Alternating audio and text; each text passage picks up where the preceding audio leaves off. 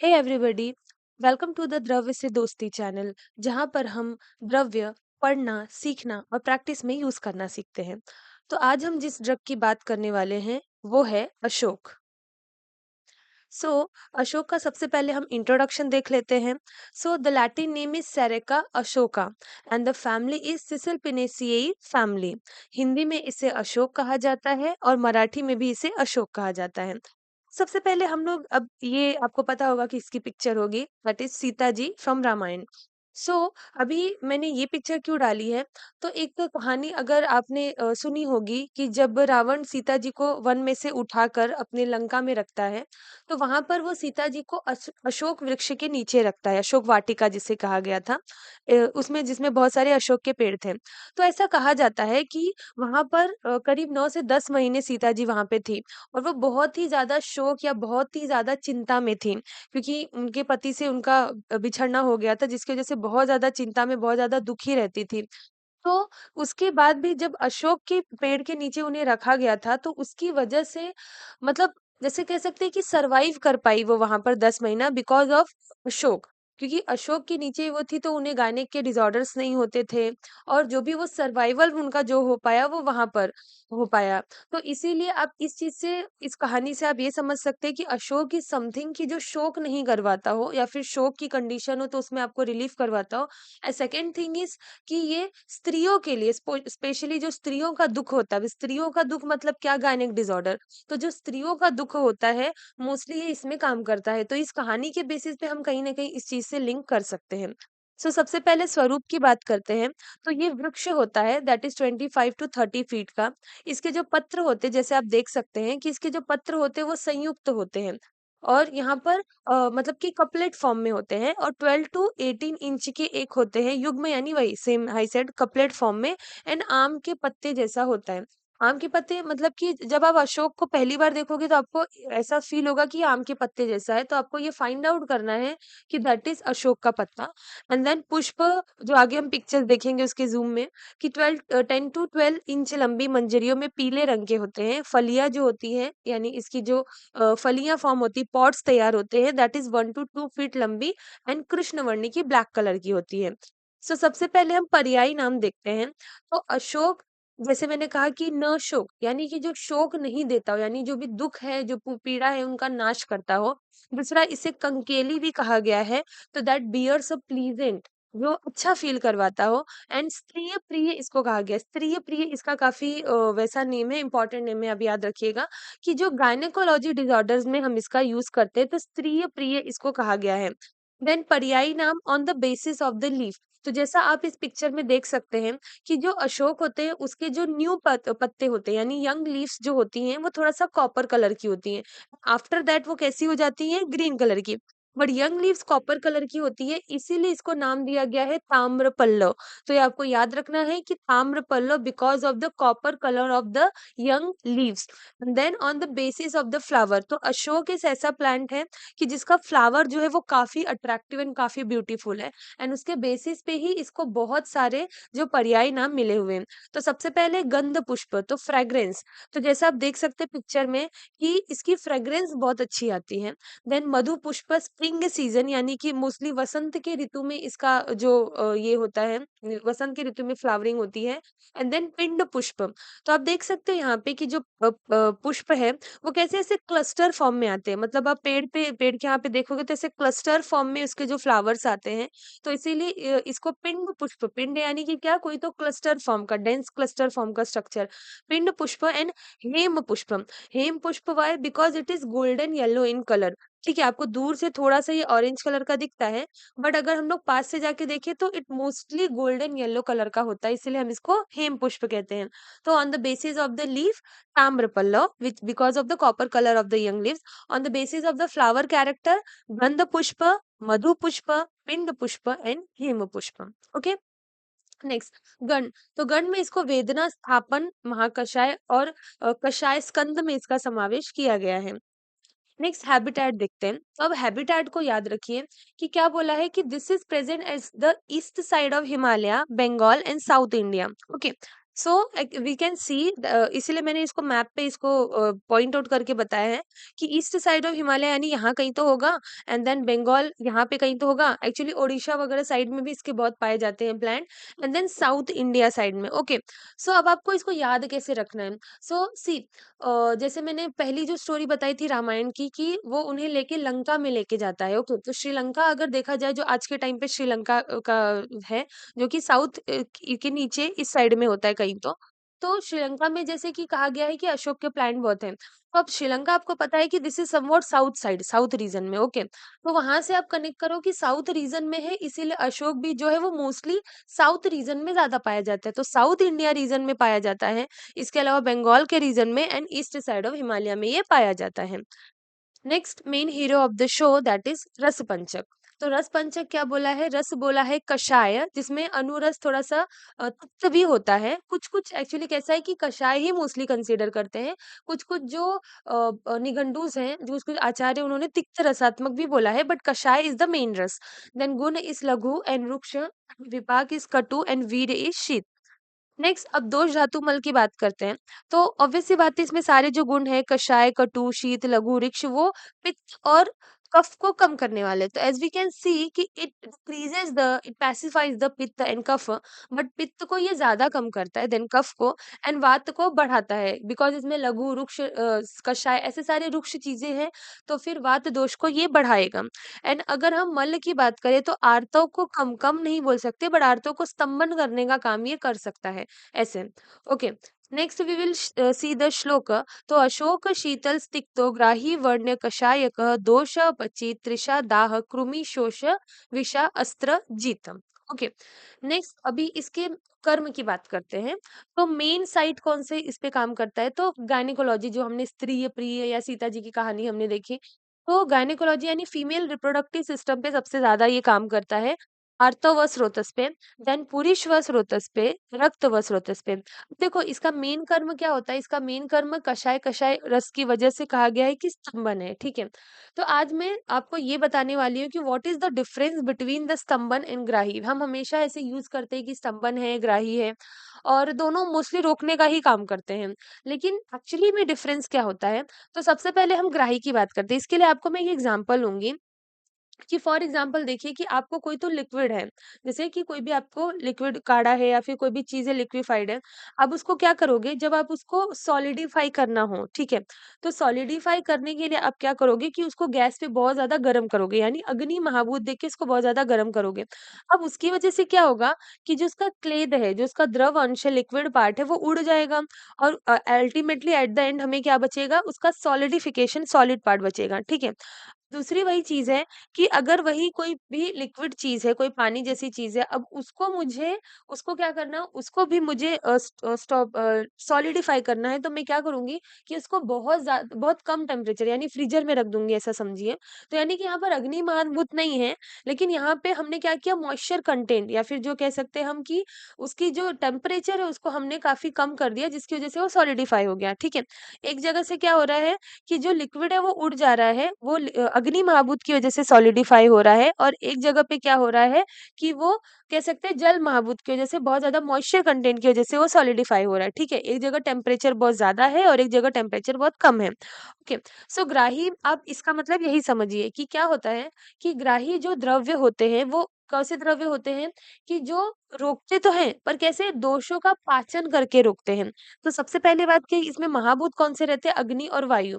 दोषों का पाचन करके रोकना मतलब कि ऐसी कोई कंडीशन, जैसे अतिसार की कंडीशन है, रक्तपित्त की कंडीशन है, जहां पर दोष जो है वो बाहर निकल रहे हैं। अब आम अतिसार की कंडीशन में क्या होता है, जैसे यहाँ पे एग्जांपल दिया है, तो अतिसार तो हो रहा है, उसको लूज मोशन तो हो रहा है, लेकिन वो काफी आम के फॉर्म में बाहर निकल रहा है, या जो रक्त पित्त है वो आम के फॉर्म में बाहर निकल रहा है, ठीक है।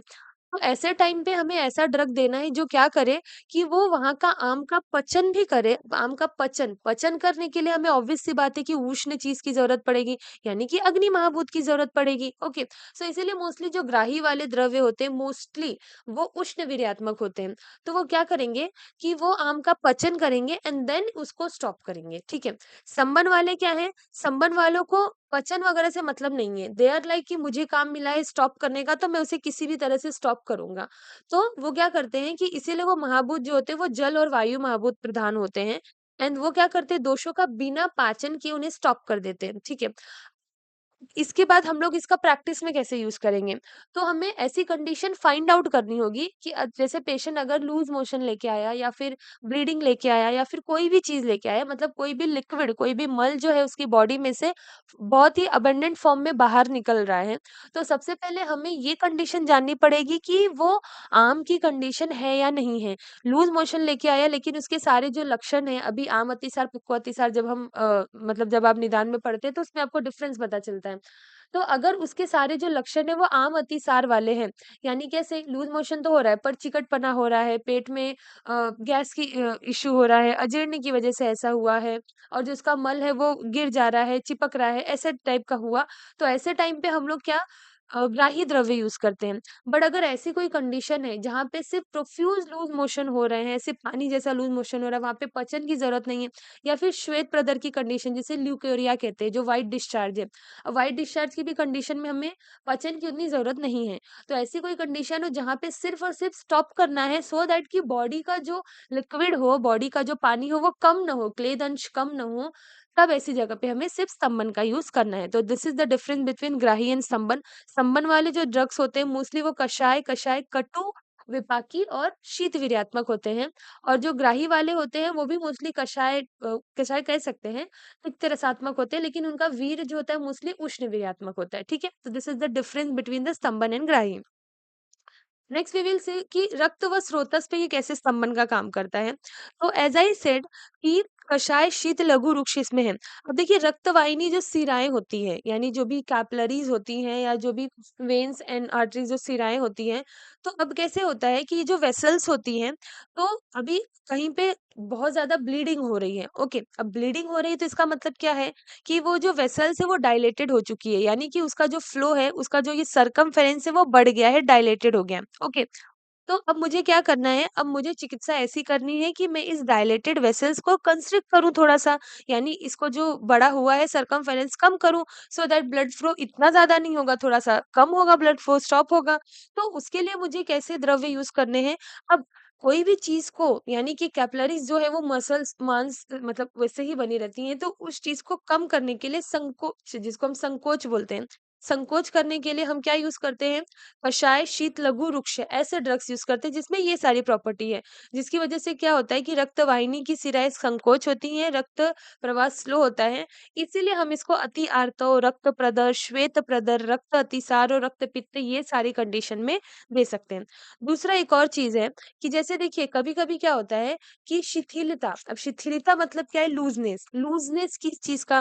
जैसे कि ये वेसल्स ही है, तो अगर ये वेसल्स शिथिल हो गए, यानी कि क्या? लूज़ हो गए, तो अब ये वेसल्स लूज़ अगर हो गए, तो ऑब्वियस सी बात है लूज़ हो गए यानी कि ये डायलेटेड हो जाएँगे, जिसकी वज़ह से ब्लड फ्लो बहुत हो जाएगा।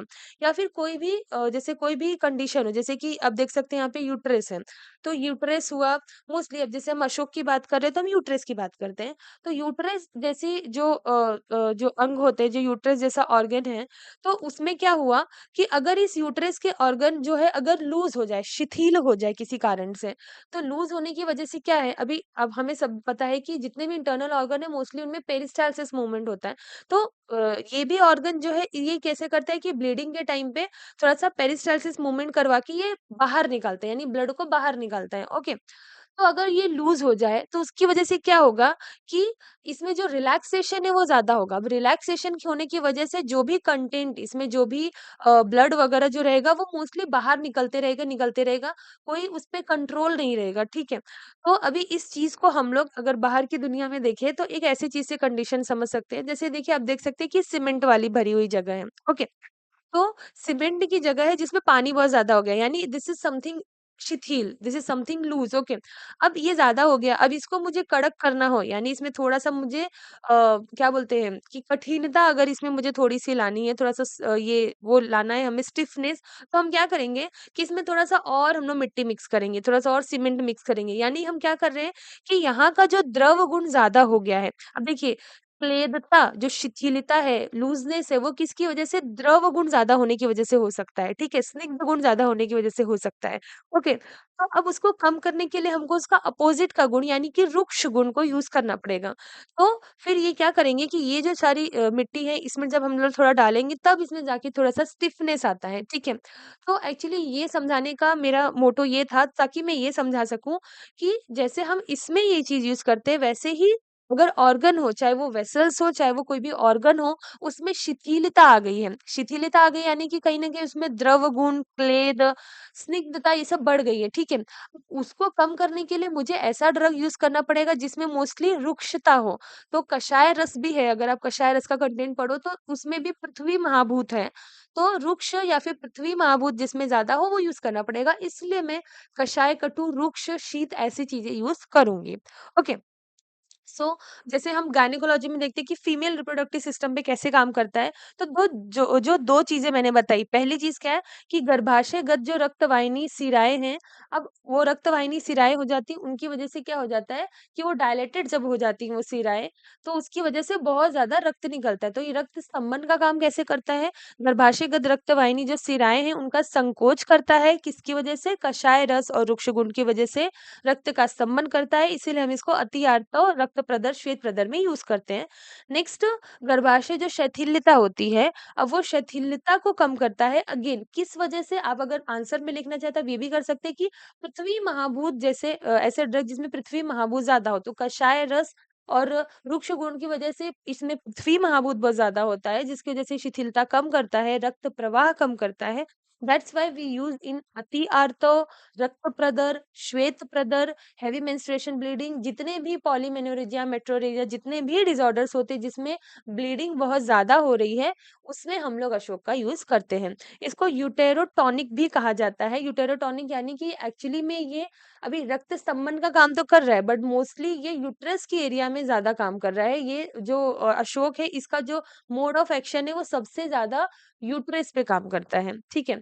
Next we will see the पुरुष व स्रोतस पे क्या काम करता है। तो अब देखिए अगेन वही चीज़ है कि वहाँ पर अगर रक्त का स्तंभन का काम कर रहा है, तो पुरुष व स्रोतस में भी का काम करेगा। लेकिन मेनली मैंने क्या बोला कि स्तंभन का काम तो कर रहा है, लेकिन रक्त व स्रोतस पे इसका काम ज़्यादा हो रहा है। तो अब पुरुष की कोई ऐसी कंडीशन, मतलब जस्ट लॉजिक लगाना है हमें, मतलब अभी ये स्लाइड बिना पढ़े ही आप जैसे लॉजिक लगाइए कि पुरुष व स्रोतस पे काम कर रहा है और ऑलरेडी मैंने आपको इन्फॉर्मेशन दिया हुआ है कि स्तंभन का काम करेगा और किसका काम करेगा? रक्त व स्रोतस पे। तो रक्त व स्रोतस पे जो काम कर रहा है, तो ऑब्वियस सी बात है कि पुरुष व स्रोतस में एक ऐसी चीज़, एक ऐसा डिसऑर्डर जहाँ पर अपने को स्तंभन की भी नीड हो और दूसरा रक्त को भी स्टॉप करने की नीड हो। तो ऐसी कौन-सी कंडीशन हो सकती है? तो अर्श की कंडीशन। तो अर्श की कंडीशन में जो हेमोरॉइड्स फॉर्म होते हैं, वो भी एक्चुअली में कैसे होते हैं कि एनल रीजन में जो ब्लड वेसल्स डायलेटेड हो जाती हैं, अब अगेन वही शिथिलता के कारण जो लूज़नेस हमने बोला उसके कारण जो हो जाती है, जिसकी वज़ह से ब्लीडिंग बहुत ज़्यादा होती है। तो उसी ब्लीडिंग में की वज़ह से अतिसार, रक्त अतिसार जैसी व्याधि होती है। तो अशोक क्या करता है, तो अशोक संप्राप्ति के ये वाले रीज़न पे, जहाँ पर एनल रीजन जो ब्लड वेसल से डायलेटेड हो चुके हैं, वहाँ पर वो कषाय, लघु, रुक्ष गुण से वहाँ पर वो रीजन, वो जो ब्लड वेसल्स हैं उनको कंस्ट्रिक्ट करता है, लूज़िंग करता है, जिसकी वज़ह से ब्लीडिंग को स्टॉप करता है। इसीलिए हम लोग इसको अतिसार, रक्त अतिसार या अर्श जैसी, अब देखिए अर्श में भी जो फर्स्ट डिग्री होता है जिसमें सिर्फ ब्लीडिंग की प्रॉब्लम होती है, वहाँ पर हम इसका यूज़ कर सकते हैं। नेक्स्ट, अब जैसे बोला गया है कि रक्त व स्रोतस में स्तंभन का काम करता है, ठीक है? तो रक्त पित्त में काम करता है, कषाय तिक्त रस से दोषों का पाचन करता है, स्तंभन करता है। अब एक चीज़ यहाँ पर गौर करने वाली ये है कि जैसे हमने अभी तक पढ़ा, तो गायनेक डिसऑर्डर में काम कर रहा है पुरुषव। मतलब अगर हम देखें अशोक का, तो Ashok mostly down side of जो बॉडी ओरिफिसेस है उसमें ज़्यादा काम करता है। मेंस्ट्रुएशन में, एनल रीजन में, यूरिनरी साइड में। तो इसीलिए हम ऐसा कह सकते हैं कि रक्तपित्त में भी, मोर स्पेसिफिकली अधोगत रक्तपित्त में ये ज़्यादा काम करते हैं। देखिए, बहुत सारे जो द्रव्य होते हैं, वो जैसे हम बोलते हैं ना कि उनका जैसे कषाय, कषाय, कषाय कटु एंड शीत है, तो उनका जो कर्म है स्तंभन ही है, रक्त पे ही है। बट फिर भी एक ड्रग दूसरे ड्रग से अलग कैसे होगा? चॉइस ऑफ ड्रग हमारा सेलेक्ट करने का अलग कैसे होगा? जैसे अगर मैं अर्जुन की बात करूँ, तो अर्जुन में बोला गया है कषाय, कटु, शीत है, वो भी स्तंभन का और रक्त पे काम करता है, ठीक है? But how Arjun is differ from the Ashok? तो इसीलिए क्योंकि उस एक जगह का एक अपना रीज़न होता है, एक अपना एरिया होता है कि वो काम वही कर रहा है, लेकिन उसका जो एरिया रीज़न होता है वो थोड़ा-सा अलग हो जाता है। जैसे कि अर्जुन है, अगर अर्जुन आप पढ़ोगे तो अर्जुन में आपको पता चलेगा कि वो हृदय यानी कि वो मोस्टली ऊपर साइड में जो भी नाक में, घ्राण में या फिर जो ऊपर साइड में बॉडी ओरिफिसेस जो होते हैं, उनमें वो ज़्यादा काम करता है।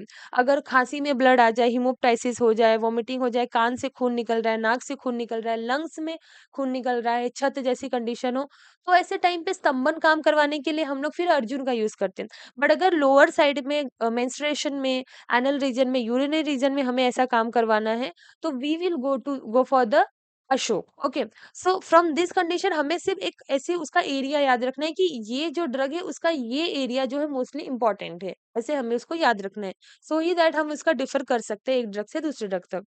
Then again I said this, then chemical content की बात करते हैं।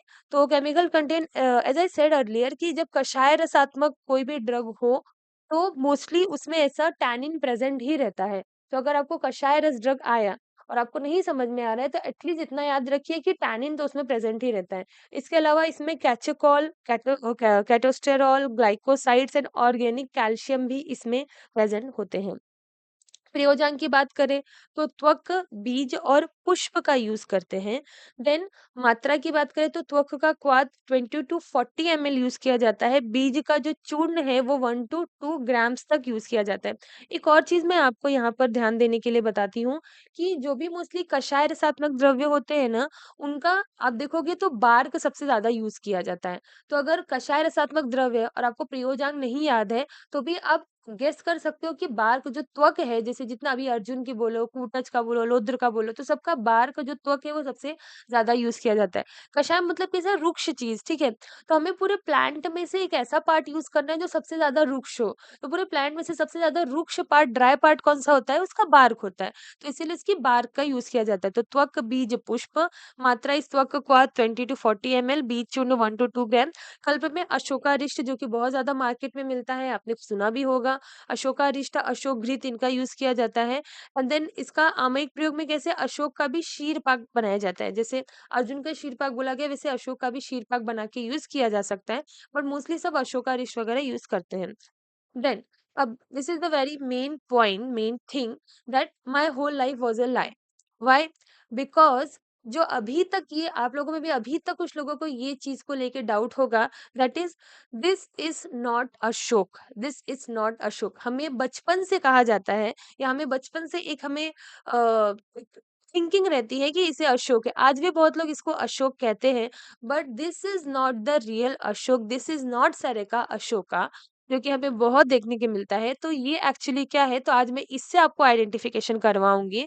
सो दिस इज़ नकली अशोक, खोटा अशोक जिसे हम बोल सकते हैं। इसको संस्कृत में काष्ठदारु कहा गया है। ओके, काष्ठदारु this is Polyalthia longifolia and mostly ये क्या होता है, इसका हम लोग एडल्टरेशन में यूज़ करते हैं। मतलब ये अशोक नहीं है, और अशोक जितनी इसमें प्रॉपर्टी भी नहीं होती है, अशोक की प्रॉपर्टी बहुत अच्छी होती है, लेकिन अशोक जितनी प्रॉपर्टी भी नहीं होती, बट कैसा लोग इसे अशोक मानते हैं और थोड़े बहुत जो इसके कैरेक्टर होते हैं अशोक से सिमिलर होते हैं, इसीलिए इसका एडल्ट्रेशन में यूज़ किया जाता है। क्योंकि देखिए पहले ही मैंने बताया कि अशोक जो है वो सिर्फ साउथ इंडिया रीजन में, बंगाल रीजन में, थोड़ा बहुत हिमालय रीजन में पाया जाता है। यानी कि अशोक के प्लांट्स बहुत ज़्यादा नहीं है पूरे ऑल ओवर इंडिया, लेकिन उसकी डिमांड पूरे ऑल ओवर इंडिया या बहुत ज़्यादा है। तो अब क्या होता है कि जब उसकी डिमांड पूरी नहीं हो पाती तो हम लोग एडल्ट्रेशन के लिए फार्मास्यूटिकल कंपनीज जो है वो इसका यूज करते हैं, काष्ठ दारू का यूज करते हैं, क्योंकि काष्ठ दारू आपने देखा होगा कि अबंडेंट फॉर्म में हर जगह पाया जाता है। तो एडल्ट्रेशन में इसका यूज किया जाता है, but this is not the real Ashok, this is नकली अशोक, खोटा अशोक। एंड इसकी प्रॉपर्टीज अशोक जैसी कम होती है, अशोक से बहुत ज्यादा कम होती है। अशोक अगर हम इसे यूज करें तो अशोक जितना इफेक्ट ये नहीं दे सकता। तो आपको ये हमेशा याद रखना है कि this is not real Ashok. Next, moral of the story क्या है, तो इट डू द स्तंभन कर्म, पित्तनाशक होता है, मोस्टली गायनिक डिसऑर्डर, स्त्रीय प्रिय इसे कहा गया है, और रक्त व स्रोतस पर काम करता है। तो thank you so much for today. I hope you like the lecture. If you have any kind of doubt, you can ask me anytime in the comment section. Thank you so much.